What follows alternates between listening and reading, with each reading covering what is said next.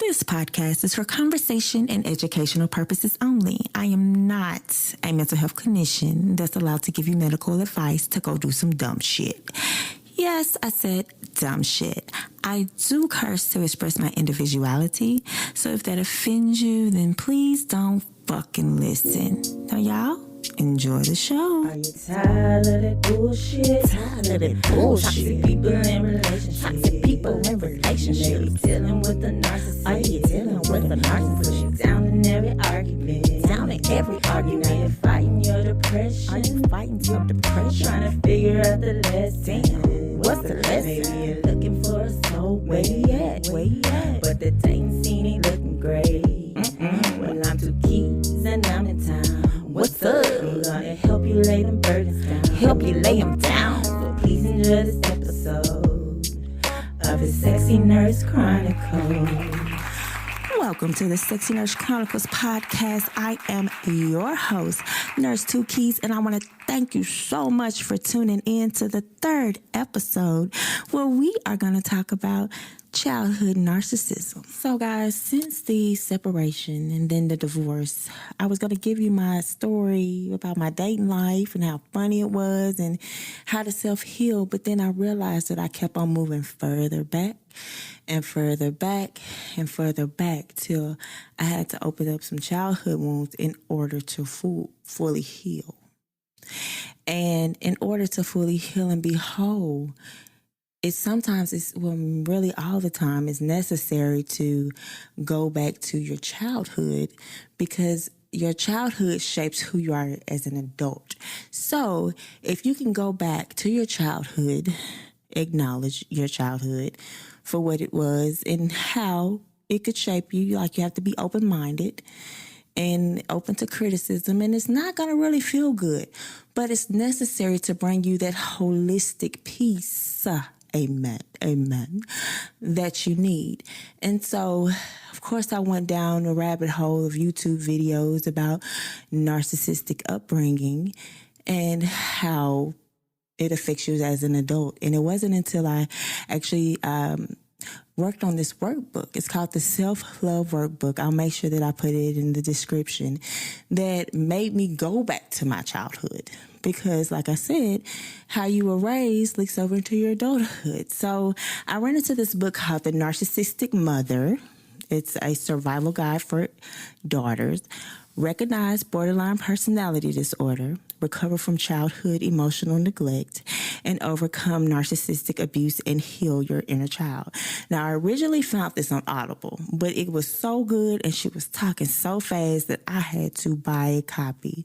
Actually, a couple of copies, because at the end of the day, I did this so those people that have had narcissistic mothers or fathers or grew up in a very traumatic childhood, you understand where I'm coming through when I go through some of the things in this book. And so it starts off, of course, a great intro. Like I said, this is by Mia Warren, by the way. So Warren says she gives the characteristics of a narcissistic mother. Now, last episode, I gave you characteristics from a diagnose yourself psychiatric point of view. But this is from somebody that's been through some shit, okay? So if you remember on the last episode, I talked about my mom trying to make me feel bad for not coming to Thanksgiving. And it's like, I want to spend Thanksgiving, a holiday, with my family because I'm married, well, I was. And I don't want to, let's do this the day before or the day after. Or she wasn't trying to compromise. Oh, I was all this. Are you stuck up? Oh, you think because you're a nurse now? Oh, I've been a nurse for 5 years. Yes, I'm in nursing school again. And this was a time where I was in nursing school for my bachelor's degree. So going from an LPN to a BSN, you would think that parent would be more supportive, you know, especially what you're going through. But when they can just come and fuck up your day, and you have shit planned, that's a problem. And it's the guilt that just weighs on you because you grew up, you know, with that, I have to make mom feel important. I have to make her feel this so she can love me. And it gets harder and harder to maintain that as an adult because once you get older, you have kids. a husband or a wife, you want to give that time to them. You want to start your own traditions.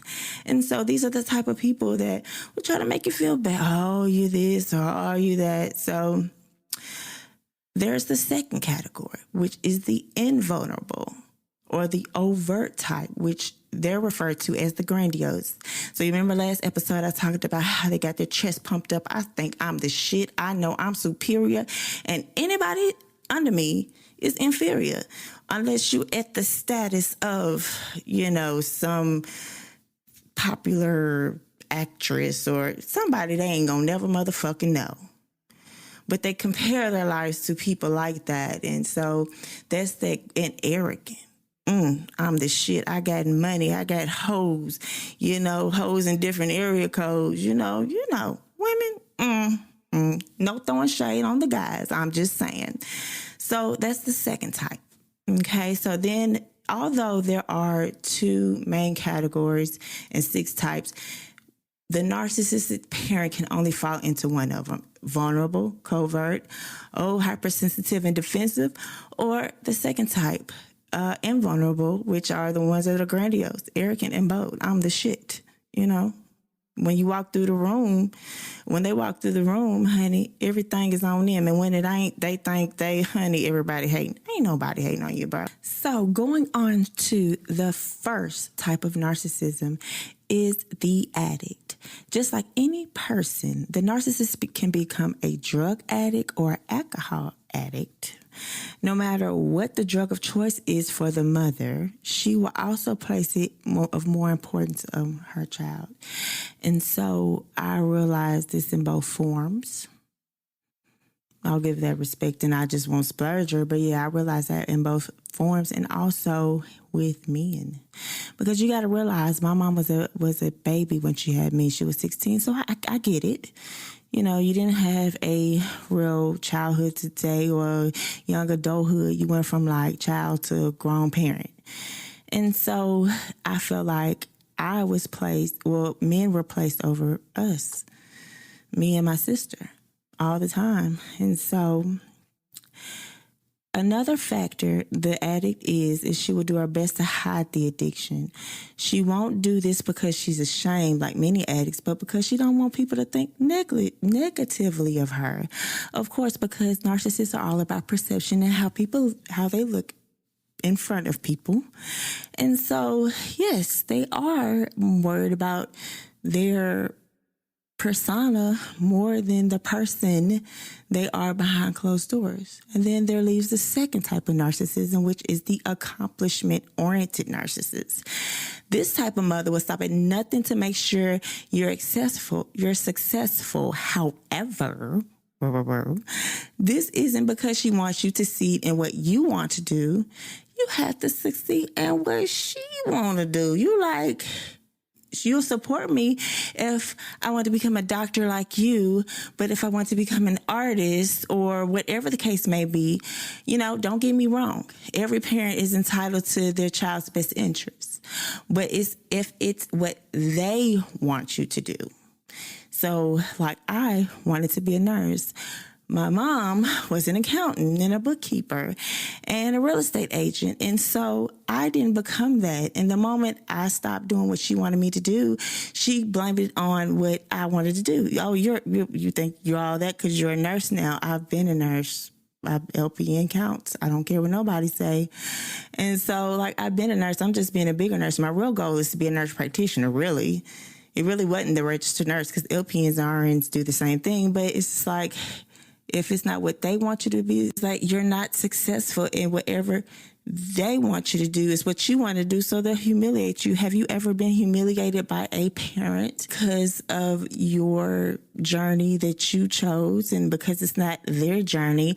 Oh, well, you should have did it. And when you fail, don't fail. And I don't say that anybody's a failure. Failure is just a step to success. But if you fail, God forbid, oh, I told you, blah, blah, blah. So it's kind of like, Get me? The third type of narcissism is the secretly mean, and that is my mama. Her ass so damn mean behind closed doors.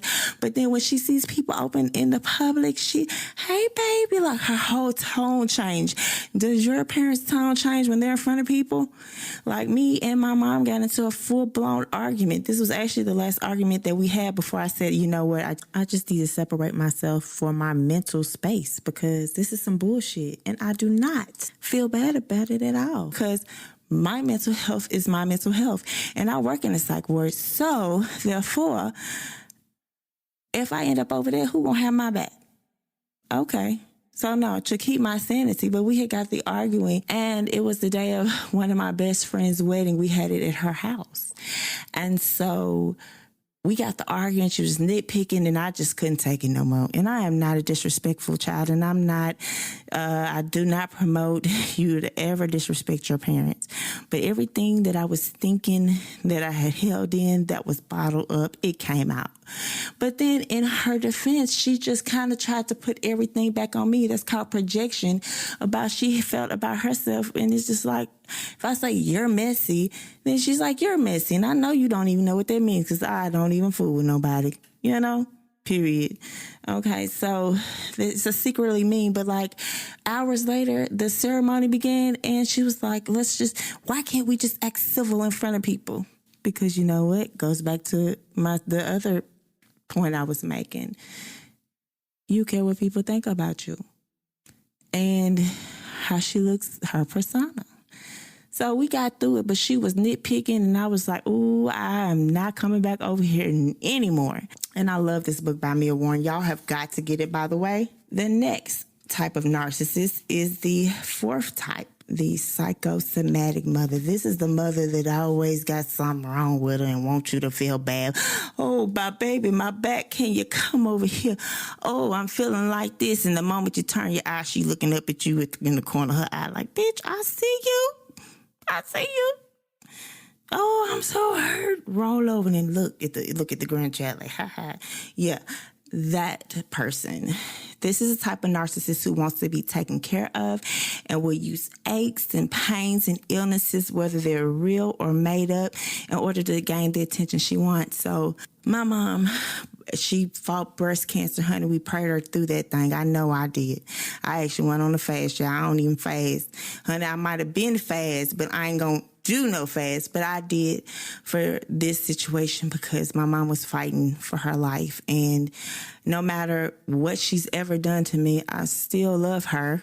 Just now, it's just from a distance. But then she was going through it and she beat it. And I was like, God, if you can do that, baby, you can do anything. Let me tell you. But like, she's had side effects from it. Knowing that I'm going to school to basically a medical student, nursing student, I just need to know these pains. What are they? You know, and I've looked all over, listened to her symptoms, and I still to this day cannot come up with a actual diagnosis for her, even though I'm not allowed to diagnose. I know that. But when it's your mom, you're going to try to figure out what it is so you can get the help that you need. And I never found it. And it's like, were you using that? I don't know. But that sounds like her too, you know? So then there is the fifth type of narcissist known as the flamboyants.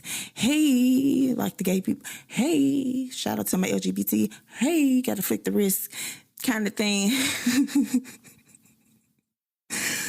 I know. So it's known as an extrovert. The extrovert is a person that likes to talk. They like to be out. This mother is the one who has two different sides. Should have been a Gemini. Shout out to the Geminis, by the way. Similar to the secretly mean mother, however, this mother loves and craves show business, whether she is the one who is out in the front of the crowds or uses her children to live through. Now, my mom, she was slick a stage mom, but she wasn't really, because she knew I really wasn't good at half the shit that she signed me up for.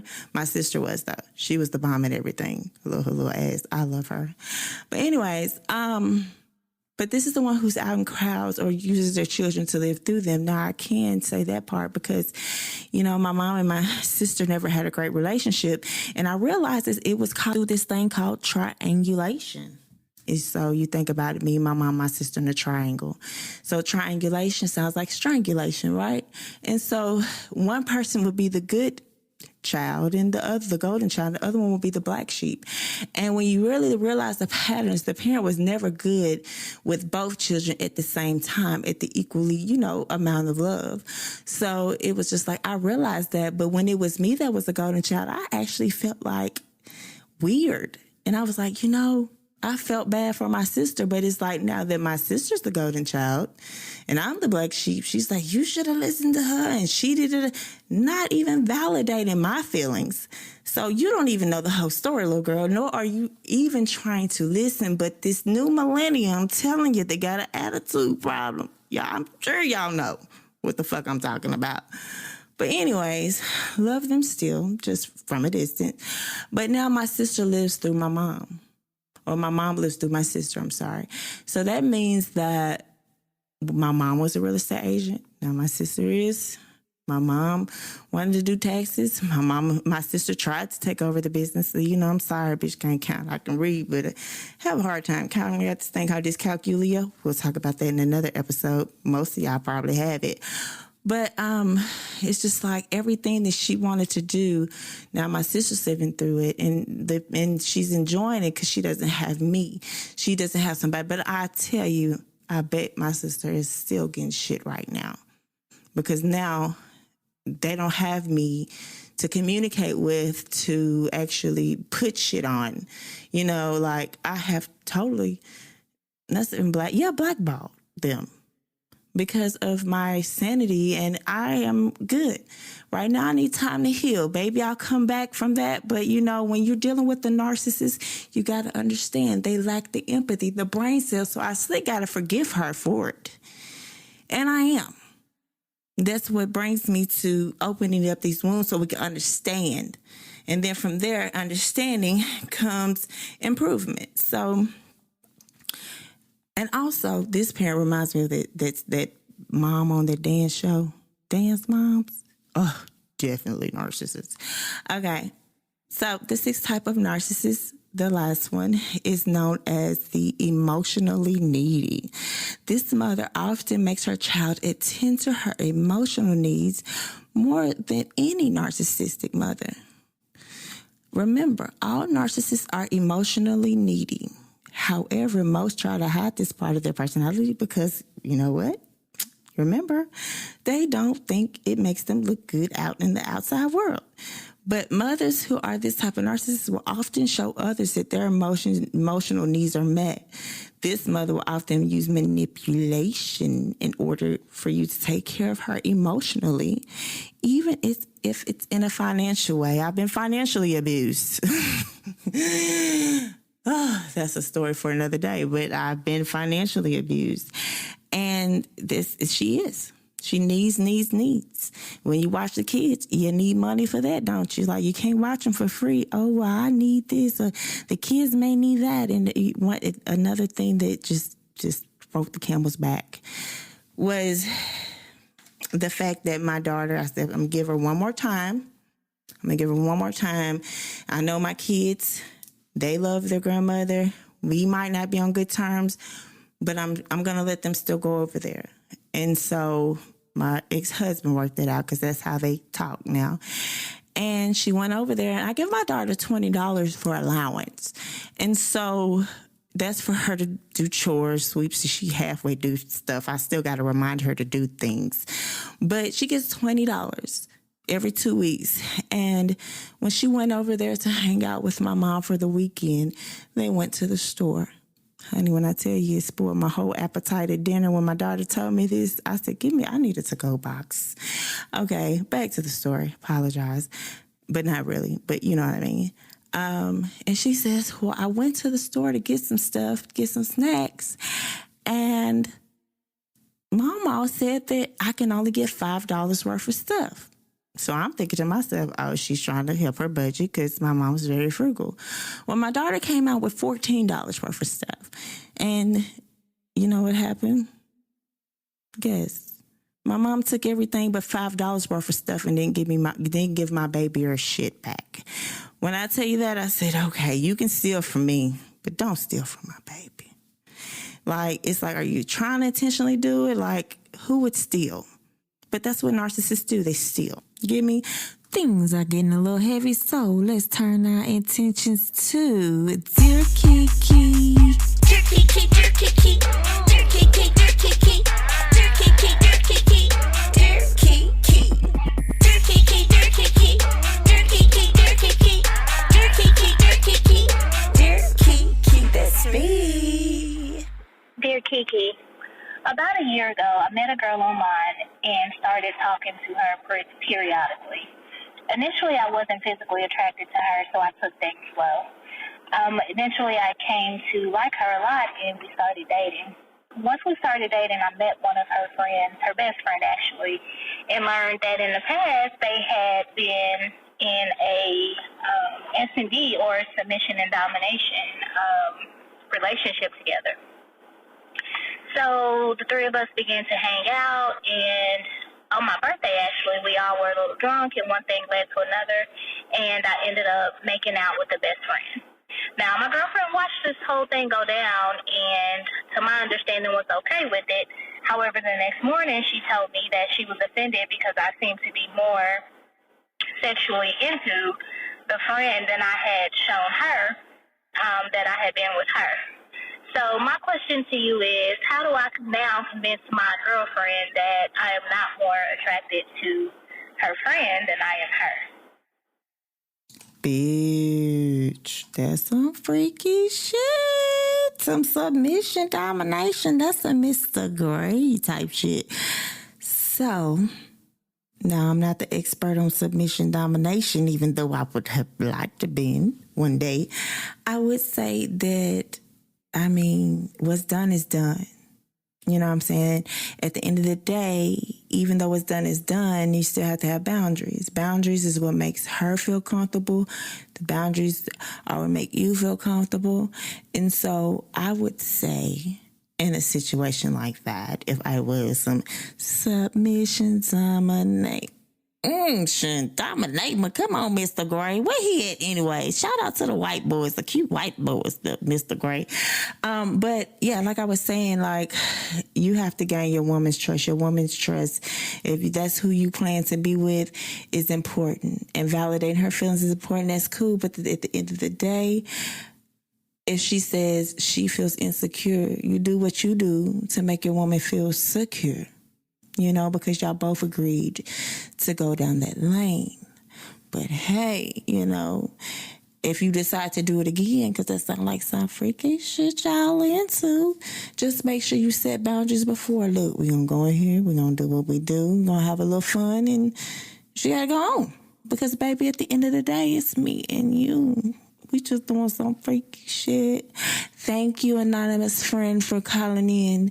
I love you, girl. Thank you. If you want to be a part of the show on the Dear Kiki, just send me a message through www.thesexynursechronicles.com or www.thesexynursechronicles@gmail.com. All right. So now let's reflect on what we talked about today. We talked about the two categories, the covert and the overt narcissist. We talked about the 6 types. And also, with all of that being said, we're just going through this so we can understand why we are the way we are, why we give the way we give, why we feel the way we feel. And so this is a healing journey, so take your time. I'm not in a rush. You're not in a rush. We're in this together. I got plenty of episodes to go. Plenty of material. And so with that being said, I'm happy that you could join me today. So once again, I want to say thank you so much for listening and tuning in and supporting your girl on this journey, because these trolls is on the road, but they ain't gonna stop my joy. If you want to be a part of the Sexy Nurse Chronicle podcast management team, or you have topic suggestions, want to be a part of Q&A, please email me at thesexynursechronicles@gmail.com. You want to be on Dear Kiki, thesexynursechronicles@gmail.com, or you have any questions you would like to donate, read blogs, check out my website, www.thesexynursechronicles.com. You can check me on Instagram, Nurse2Keys, or Facebook. You know what to put in, The Sexy Nurse Chronicles Podcast. I love y'all so much. And until then.